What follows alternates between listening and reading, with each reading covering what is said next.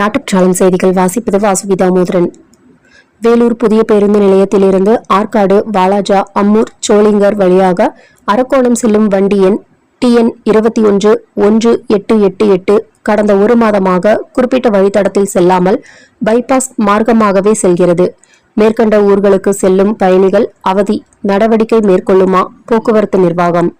பாகிஸ்தானின் ஒரு சிறுமி 13 வருடங்களாக 90 டிகிரியில் கழுத்து திரும்பிய நிலையில் அவதிப்பட்டு வந்த சிறுமி ஆப்ஷன்குள்ளுக்கு இந்தியாவின் அப்பல்லோ மருத்துவமனை நிபுணர் ராஜகோபால கிருஷ்ணன் அவர்கள் பல லட்சங்கள் மதிப்புள்ள ஆபத்தான அறுவை சிகிச்சையை முற்றிலும் இலவசமாக செய்து அந்த சிறுமியின் வாழ்க்கையில் விளக்கேற்றியுள்ளார் என்பதை பலரும் மனிதநேய மருத்துவர் என பாராட்டி வருகின்றனர். நேற்று மாலை கோவை கலெக்டர் அலுவலகத்தில் மாவட்ட கலெக்டர் தலைமையில் எரிவாயு சம்பந்தமாக கோவை மாவட்ட தன்னார்வ நுகர்வோர் அமைப்புகளின் நிர்வாகிகள் மற்றும் பிரதிநிதிகளுடனான முதல் காலாண்டு கூட்டம் நடந்தது.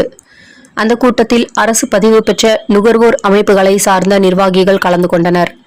அதில் நமது தன்னார்வ நுகர்வோர் உரிமை பாதுகாப்பு நல மையத்தின் மாநில செயலாளர் JM உசேன் மற்றும் துணை செயலாளர் ராஜபாண்டியன் இருவரும் கலந்து கொண்டனர்.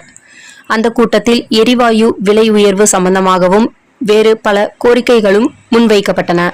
தமிழ்நாட்டில் இருந்து அண்டை மாநிலங்களுக்கு மணல், ஜல்லிக்கற்கள், எம்சாண்ட், கருங்கல் ஆகிய கனிமங்களை எடுத்துச் செல்ல தமிழக அரசு 3 மாதங்களுக்கு தடை விதித்துள்ளது. மாதம் தவறாமல் வெளிவரும் நாட்டுப்பற்றாளன் பத்திரிகையின் செய்தியாளராக பணிபுரிய விருப்பம் உள்ளவர்கள் கீழே உள்ள நிர்வாக அலைபேசி எண்களில் தொடர்பு கொள்ளலாம். 7947789115 மற்றொரு எண் 9944341033. நாட்டுப்பற்றாளன் யூடியூப் சேனலில் விளம்பரம் செய்து பயன்பெறுங்கள். நமது நாட்டுப்பற்றாளன் செய்திகளை அறிந்து கொள்ள யூடியூப் சேனலை சப்ஸ்கிரைப் செய்யுங்கள்.